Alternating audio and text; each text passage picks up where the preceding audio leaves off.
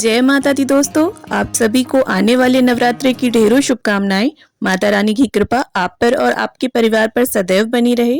इसी मंगल कामना के साथ आज की इस वीडियो में मैं आप सभी के लिए नवरात्रि की बहुत ही सरल पूजा विधि लेकर आई हूँ। तो जो नवरात्रे हैं वो साल में 4 आते हैं, उसमें से 2 प्रकट नवरात्रे और 2 गुप्त नवरात्रे होते हैं। प्रकट नवरात्रे देखिए एक चैत्र माह में आते हैं और दूसरे आश्विन माह में, और चैत्र माह में पड़ने वाले नवरात्रे को चैत्र नवरात्रे बोला जाता है और अश्विन माह में पड़ने वाले नवरात्रे को शारदीय नवरात्रे बोलते हैं। और जो गुप्त नवरात्रे होते हैं वो विशेष साधना के लिए किए जाते हैं। गृहस्थों द्वारा चैत्र माह के और अश्विन माह के नवरात्रे ही मनाए जाते हैं। तो देखिए पूजा विधि दोनों की सेम ही रहती है। तो चलिए अब हम पूजा की विधि देख लेते हैं। तो नवरात्रि की जो चौकी की स्थापना है वो पूरे 9 दिन के लिए की जाती है। 9 दिनों तक चौकी को बिल्कुल भी हिलाया नहीं जाता है। तो आप पहले ही जगह को सुनिश्चित कर लें, एक पवित्र और शांत जगह को चुनें। और इस प्रकार से देखिए मैंने यहाँ पर चौकी लगा ली है। चौकी के ऊपर लाल रंग का वस्त्र बिछा लिया है। अब देखिए सबसे पहले हमें कलश की स्थापना करनी होगी। कलश स्थापना नवरात्रि में अनिवार्य होती है। तो यहाँ इस पूजन में जो जो अनिवार्य चीज़ें हैं वही मैं आपको करके दिखाऊंगी। तो इस प्रकार से चावलों की मदद से हम अष्टदल कमल की आकृति को बना लेंगे।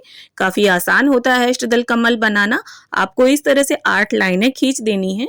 और देखिए पूजा में प्रयोग होने वाले चावल आप साबुत लें, बिल्कुल भी टूटा चावल नहीं होना चाहिए। किसी भी पूजा में टूटा हुआ चावल प्रयोग नहीं किया जाता। अगर आपके पास समय की कमी है तो अष्टदल कमल बनाना जरूरी नहीं, आप थोड़े से चावलों के ऊपर भी कलश को स्थापित कर सकते हैं। तो यहाँ पर मैं नवरात्रि की चौकी की स्थापना की बहुत ही सरल विधि आपको बता रही हूँ। तो इसके बाद हमें एक लोटा लेना है। देखिए लोटा आप पीतल, तांबा या मिट्टी का भी ले सकते हैं। और इसके बाद उसके कंठ पर हमें मोली बांध लेनी है। और इसके बाद अब हम इस पर स्वास्तिक का चिन्ह बनाएंगे। तो यहाँ रोली से, सिंदूर से, कुमकुम से, किसी से भी आप स्वास्तिक का चिन्ह जरूर बना लें। और आप चाहें तो कलश के ऊपर श्री या ओम भी लिख सकते हैं। तो इस प्रकार से देखिए स्वास्तिक का चिन्ह बनाने के बाद अब हमें सबसे पहले कलश के अंदर गंगा जल डालना है। फिर शुद्ध जल से इसे कंठ तक हम भर लेंगे। और शुद्ध जल से मेरा मतलब आपके पीने वाले जल से है। और इसके बाद अब हमें इसमें एक हल्दी की गांठ डालनी है। सिक्का, सुपारी ये वस्तुएं डाल लेंगे। और आपके पास अगर हल्दी की गांठ ना हो तो आप हल्दी का पाउडर भी डाल सकते हैं। अब इसके साथ ही देखिए थोड़े से अक्षत, चंदन, रोली ये सभी सामग्री हम कलश के अंदर डाल लेंगे। अब इसके बाद देखिए हमें एक जटा वाला पानी वाला नारियल चाहिए होगा। आप उसको हिलाकर देख लें, पानी जो है वो होना चाहिए उसमें। अब यहाँ पर नारियल के ऊपर भी मैं स्वास्तिक बना रही हूँ रोली से। अगर आप चाहें तो बनाएं, ना चाहें तो खाली रोली या चंदन या कुमकुम से तिलक भी कर सकते हैं। तो इस प्रकार से मैंने स्वास्तिक बना लिया है। और अब हमें लेना है एक चुनरिया नारियल पर लपेटने के लिए। तो देखिए यहाँ पर आप लाल कपड़ा भी लपेट सकते हैं नारियल के ऊपर, या फिर आप कलावे को भी लपेट सकते हैं। अब इसके बाद देखिए चुनरी के ऊपर से मैं कलावे को लपेट दूंगी, जिससे चुनरी जो है वो इधर उधर खिसके ना। और क्योंकि देखिए 9 दिन के लिए स्थापना करनी होती है तो हमें नारियल को, चौकी को, किसी भी वस्तु को एक बार स्थापित करने के बाद हिलाना नहीं है। 9 दिन बाद ही इस चौकी को हटाना होता है। अब इसके साथ ही कलश पर लगाने के लिए यहाँ पर मैंने 5 पल्लव लिए हैं, यानी 5 आम के पत्ते लिए हैं मैंने यहाँ पर, और उन्हें चंदन और रोली से टीक लिया है। और अगर आपको आम के पत्ते ना मिले तो आप अशोका के या पान के पत्ते भी कलश के अंदर सजा सकते हैं। तो इस प्रकार से अब हम कलश को अष्टदल कमल के ऊपर स्थापित कर लेंगे। अब यहाँ पर देखिए मैं इस नारियल को खड़ा रखने वाली हूँ, यानी जो मुख है नारियल का उसको ऊपर की ओर रखने वाली हूँ।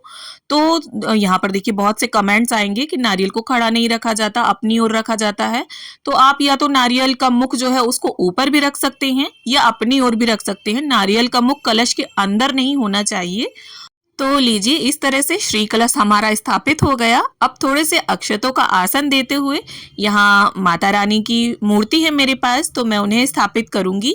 अगर आपके पास मूर्ति है तो उन्हें स्थापित करें, फोटो है तो फोटो भी रख सकते हैं आप। अब इसके साथ ही देखिए थोड़े से अक्षतों का आसन देते हुए हम यहाँ पर गणपति जी की स्थापना कर लेंगे। तो यहाँ मंदिर के छोटे से गणपति जी हैं मेरे, मैं उन्हें स्थापित कर लूंगी। अगर आपके पास गणपति जी की मूर्ति ना हो तो आप सुपारी के रूप में भी गणपति जी की स्थापना कर सकते हैं। साथ ही हम एक शुद्ध देसी घी का दीपक रख लेंगे। तो ये जो स्थापना है ये अनिवार्य स्थापना होती है इतनी, इसके अलावा देखिए बहुत से लोग ज्वारे बोकर स्थापित करते हैं, नवग्रह बनाते हैं, षोडश मातृकाएं बनाते हैं चौकी पर। लेकिन मैं यहाँ पर आप सभी के साथ नवरात्रि की सबसे सरल विधि शेयर कर रही हूँ, इसलिए मैंने यहाँ जो अनिवार्य स्थापना है वो कर ली है। और नवरात्रि की संपूर्ण और विस्तृत पूजा विधि भी मैं जल्द ही अपने चैनल पर अपलोड करूंगी। तो इसके बाद देखिए सबसे पहले हम दीपक को प्रज्वलित कर लेंगे और धूप बत्ती भी मैंने यहाँ पर जलाकर रख ली है। अब गंगा जल और फूल की सहायता से स्नान की भावना से हम सभी को छींटा दे देंगे और चौकी पर भी गंगा जल के छींटे मारते हुए चौकी को पवित्र कर लेंगे। अब गणपति जी को वस्त्र की भावना से यहाँ कलावा अर्पित कर दिया है मैंने और इसके बाद हम जनेऊ अर्पित कर देंगे। तो देखिए जनेऊ ना हो आपके पास तो आप कलावे को या कच्चे सूत को भी 5 या 7 बार लपेट कर जनेऊ की भावना करते हुए अर्पित कर सकते हैं। अब गणपति जी का चंदन, रोली, अक्षत, पुष्प, धूप घास समर्पित करते हुए सबसे पहले पूजन कर लेंगे उनका। और अब माता रानी को वस्त्र की भावना से यहाँ लाल रंग की चुनरिया मैं अर्पित कर दूंगी। और देखिए नवरात्रि के समय में माता रानी की काफी अच्छी सुंदर सुंदर चुनरी मिलती है मार्केट में। अब इसके बाद माता को यहाँ पर चंदन, रोली, अक्षत अर्पित कर देंगे हम। और साथ ही माता रानी का जो वाहन है सिंह, उनका, कलश देव का, दीप देव का, सभी का हम तिलक कर लेंगे। तो नवरात्रि के समय में हर तरफ रौनक रहती है, जगह जगह पर माता रानी की झांकियां सुंदर सुंदर सजी होती हैं और माता रानी की जो मनमोहक झांकियां होती हैं वो मंत्रमुग्ध करने वाली होती हैं। उन्हें देखकर नजर हटाने का बिल्कुल भी मन नहीं करता। और पूरे 9 दिनों तक मंदिरों में, पंडालों में माता रानी के भजन कीर्तन का आयोजन होता रहता है। तो इस तरह से मैया को मैंने कुछ फूल अर्पित कर दिए हैं, कलश देव पर भी माला अर्पित कर दी है और इसके साथ ही सभी को हम सुगंध लगा देंगे। तो देखिए जो भी फूल हो आपके पास आप उनसे पूजन करें, लेकिन अगर माँ के लिए आपको गुड़हल का फूल मिल जाता है तो आप वो जरूर अर्पित करें माँ को। अब इसके बाद गणपति जी को यहाँ नारियल के लड्डू का भोग मैंने रख दिया है और माता रानी को देखिए बताशे का भोग आपको जरूर रखना है।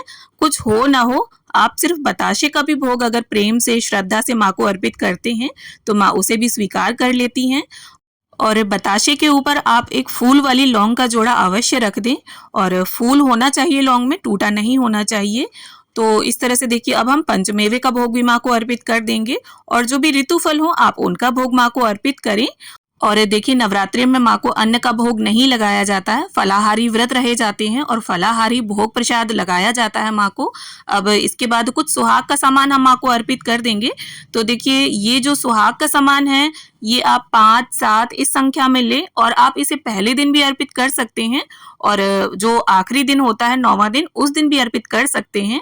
अब इसके बाद कुछ आप अपने यथा सामर्थ्य दक्षिणा जरूर अर्पित कर दें, इससे पूजा में अगर कोई कमी होगी तो वो पूरी हो जाएगी।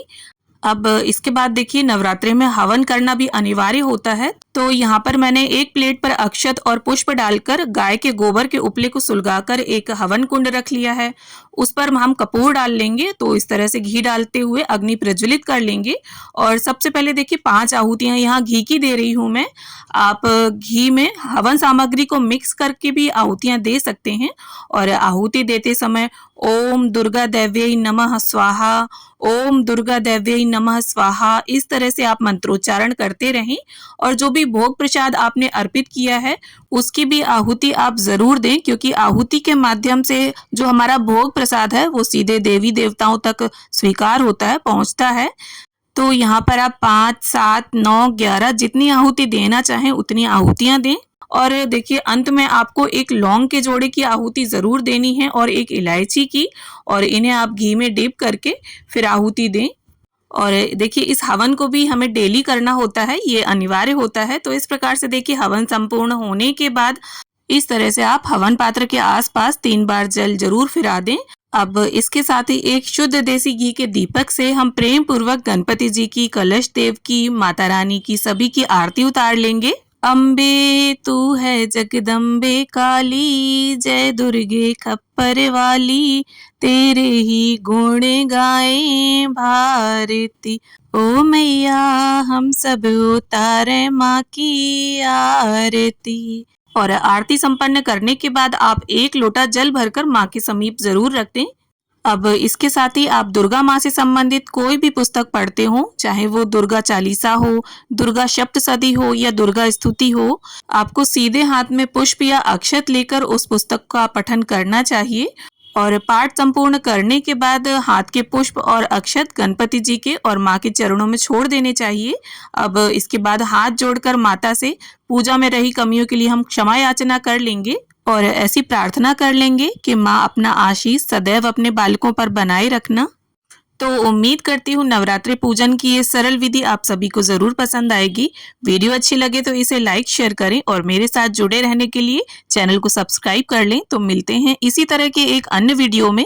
तब तक के लिए happy Navratri to all of you.